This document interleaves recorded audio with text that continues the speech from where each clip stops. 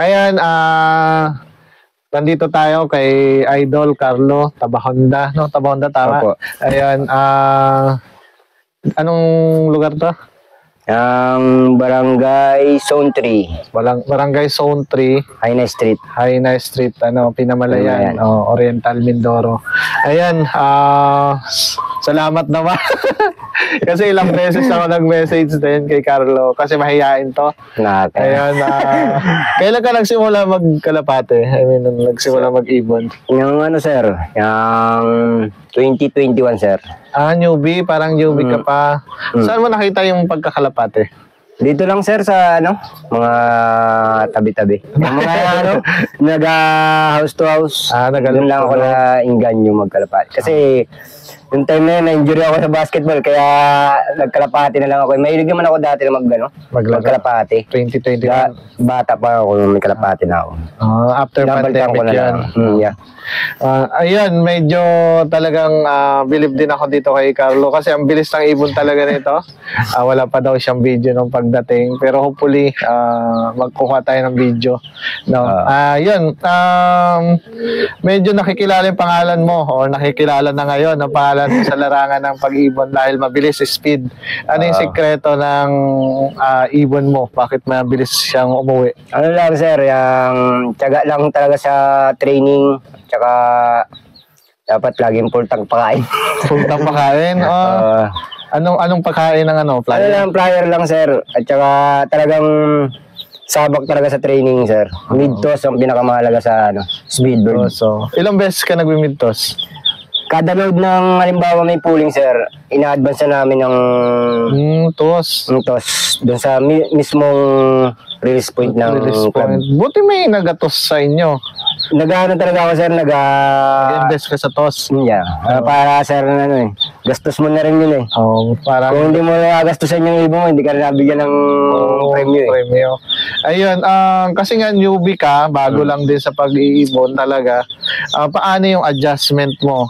Kasi napansin ko, nanalo ka na agad, di ba, nung fundraise natin? Sa adjustment ko, sir, simple lang naman, sir. Basta yung sa akin ay matos siya ng talaga. Matos talaga siya. Dati kasi, sa club, nung unang sali ko, hindi talaga ako nanalo kasi wala pa akong alam na sekreto sistema. Mga sistema. Saan nyo ka natuto? Sa ko rin lang, sir. Sa pagtitiyaga ko rin lang mag-toss. Sa toss. Pero yun, yung ibon na yun, saan mo nakuha? I mean, ano yung bloodline ng ibon na yun? Yung line nun, sir, ay kay sa tito ko talaga sa Taga-Caloocan. Naglalaro din siya ng okay. Sa NHPC, NFC, din siya naglalaro. Pala meron. Sa papa ko yun, binigay sa kanya kasi tropa sila nung papa ko Yun, 6 na ibon yun. Natira lang sa akin, isa lang. Yung pang matigas ang ulo. Yung nagbigay nun sa akin. Matigas ang ulo. 6 ang dinala dito? 6 na YB. First club ko kasi yung brace. Oo. Yung kumuha ko ng isang set. Din pinadala mo doon? Pinadala ko sa Maynila. Tapos dinala dito? Dinala sa akin. Ilan na natira 6 dumating sa akin. Noong time na yun, hindi pa ako marunong maggamot. Kaya lahat sila namatay. Yung 5. Yung isa na yun, kaya naligtas lang yun. Nasa labas kasi. Laging pasaway, laging nasa labas. Oo. Ay yung bahay pa nun, parang lang, tangka lang siya pang manok. Pang manok. Tapos figure ito yung Tapos, talaga yan, close na yung ang landing lang kakaunti. Doon siya dumadaan dyan sa puno ng nyug. Pero mabilis na siya? Mabilis na siya nung una kong sali. Try ko lang siya, kasi unang sali ko, sa brace, pinuling ko siya, YB sa YB lang. Pero nakasaibit na rin siya. Sa brace, anong loading ng brace dito sa inyo? Sa Paraiso po. Sa Paraiso. Anong bloodline niya, sir? Yung PPL old line ng sabi ng tiwin ko Garuda? Hindi po. PPL lang? PPL lang talaga. Iba pa yung Garuda, sir. Yung Garuda kasi sa kapatid ko, binili talaga sa Carmona, Cavite yung ibon. Kasi yung Garuda, yun yung isa sa mga paborito ko rin na, ayun yung kinokolek ko, yung kay Tommy De Vera kasi yun, na Garuda. Kasi ang ko is TDB rin, pero double Prisco. Pero galing, line din ni Tommy De Vera. Kaya yung mga line na Percy Brown, Garuda, yan yung mga paborito kong ibon. Ayan, ano yung kwento ng Garuda mo pala? Saan galing siya? Sa ano, galing siya sa Cavite, doon sa tropa ng kapatid ko. So, bali, nabili Nabili ko siya ng ano, ng YB. YB pa. Ngayon, nilaro ko siya dito. South or North? Sa North. North dito? Nilaro ko siya sa North. Ang bagal. Sabi ni paring Ian Carmona, huwag mo nang ilaro. I-breed mo na lang. Sabi ng ganun. Ay, matakaw kasi ako mag ano eh. Maglaro eh. Ay, laro ko rin ng laro. Pero hindi ko siya natawid. Hanggang ano lang? Hanggang ano lang siya niya, ang Puerto Galera. Hanggang doon lang siya. Pero nawi. Nawi. On time din. Ano lang siya talaga, yung late ng late. Oo. Sabi ni paring Iyan ngayon, huwag mo na ilaro, try mong ano, i-breed. Maging breeder. Ano yung kak o hen? Kak. Oo. Lahat kasi nung ipares ko sa kanya na kahit anong hen, lahat ng naanak niya, speedbird. Mabilis. Bakit gano'n? Mabagal siya pero speed yung ano, no? Yun, doon nga ako nagataka. Kung bakit sobrang bagal niya, pero speedbird yung mga anak niya. Sabi, ano yung anak niyang pinakamagaling? Yung junior na nag-champion siya sa MSB na FR. Fan race. First overall YB, yung second overall OB. Ano sana persahan talaga siya ng YB at OB. Nagtagal lang siya na ano, sa trapping. Lumikot? Hindi, nag-trapping siya. Ang tagal niyang pumasok sa ano, trapping. Mga siguro may 5 minuto. Si paring Iyan, nandito nung time na yun, nag-video nun eh. Kaya, may video pa siya? Hanggang ngayon. Ito na hingin natin, ha? Tapos, ang kulungan ko pa nun, ano eh, maliit na kahoy lang. Pangluptulop. Kaya, kaya napagawa ko to, gawa nung junior na yun. Doon sa panalo. Dahil sa Kalapati na, ano siya, mas maganda talaga may mga mabilis na ibon eh, no? Pero, paano mo nalamang mabilis siya? Anong ginawa mo or talagang ni-race mo na agad para nalaman mong... Hindi siya, mababagal siya sa training.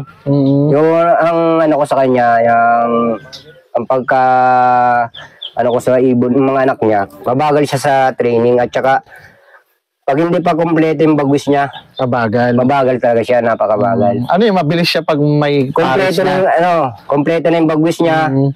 At may pares na siya, yung may pair na siya. Ibig sabihin pag YB siya talaga matigas ang ulo. Napakabagal na talagang nagalandi. Oo. At least sa ulo mo na yung sistema sa kanya, no? Ano yung kinakati mo din? Hindi. Kasi yun ang time na yun, talaga napakailap na yung ibon na yun. Pero napakabilis niyang, napakabilis niyang umuwi. Ibig sabihin talagang sa pag-uwi, mabilis na breakaway siya. Yun, sir. Kasi sa bansod, yung mga namin, pinakati ginagano niya. Yun. Kasi dito, pagdating nandito, nung time na yun, mailap talaga siya. Naikot.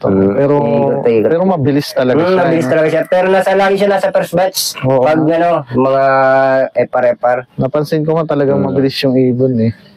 Ayun, sa ngayong ilang race ka na nagde-derby? Napagpatawid ka na ba? Or may isang beses ako nagpa-derby nung North or South?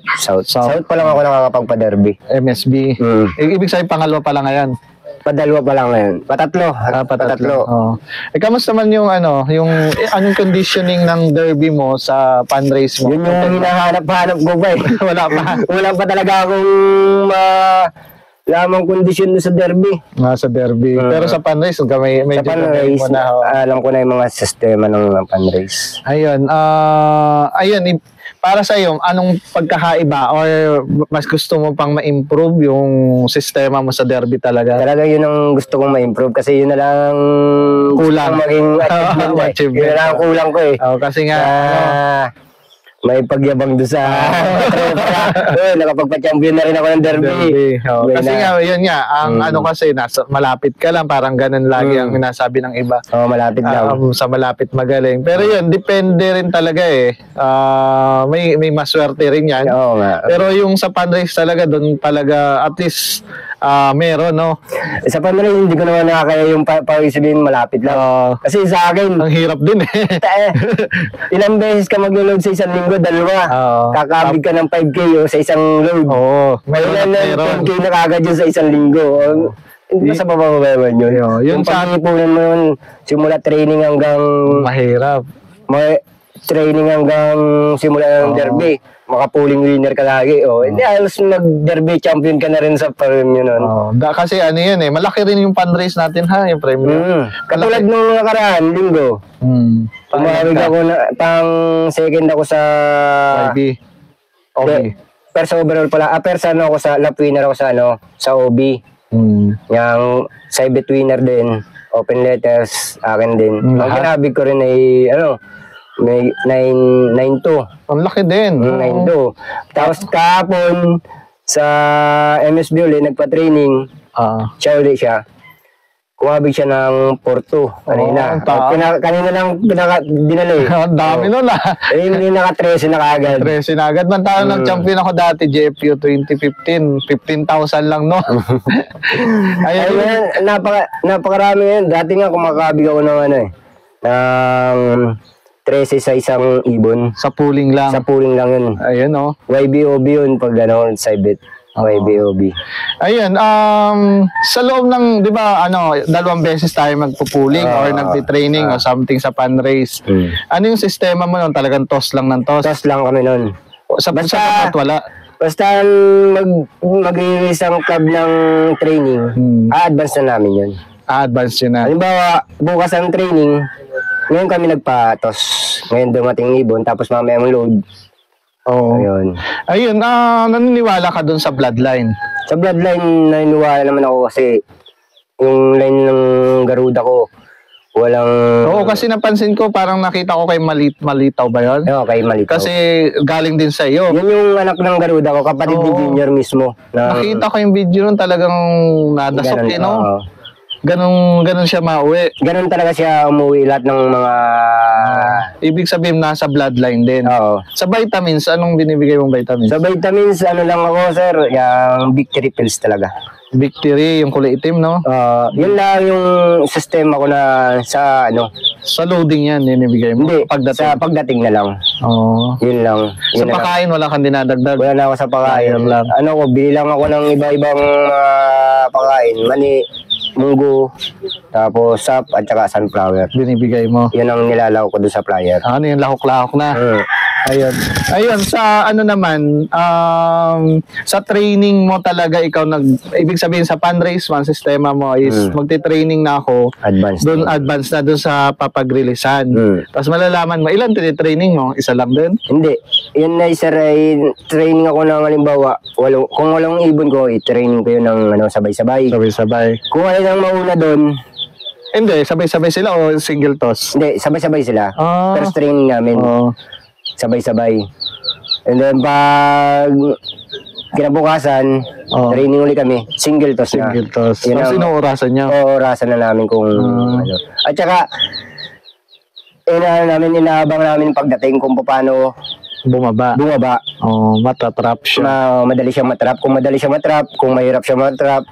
Tiyagaan din talaga para manalo kayo.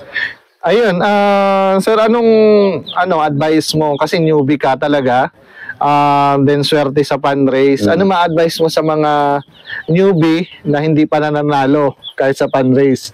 Wag lang nila tipirin yung ibon nila para hindi sila tipirin ng ibon. Pero yun, kasi yung iba, newbie kasi yung iba nakikita ko dito sa amin, mga newbie, ang tipid nila mag-training. Ayaw nila magpasabay, mga ganun, konting pera lang malaking bagay na sa kanila. Naglalaban din naman Naglalaban din naman sila. Ang masama pa nun, pumupusta pa sila. At hindi nagtitraining. Hindi naman sila nagtitraining. Ayan. Sa mga newbie naman, sa mga gustong pumasok sa pag-iibon, anong pwede mong i-advise sa kanila? Sa pag-iibon, dapat sila may pera talaga sa pag-iibon. Kasi mabigat din napakabigat talaga. Lalo pag nanalo ka, lalo na pag hindi ka nanalo, napakabigat sa bulsa. Iba-iba kung may trabaho yun. Mas masuportahan nila yung ibon. Pero pag papasok sila, magkakalapati lang na wala silang hiling. Huwag na nilang pasukin at sobrang sakit. Sobrang bigat. Napakabigat. Sa patoka. Patoka na lang. Hindi mo pwedeng gutumin kalapati mo pag Ayun boss, salamat ulit sa pag-welcome at yun, pwede ka mag-shoutout. Nag-init? Oo.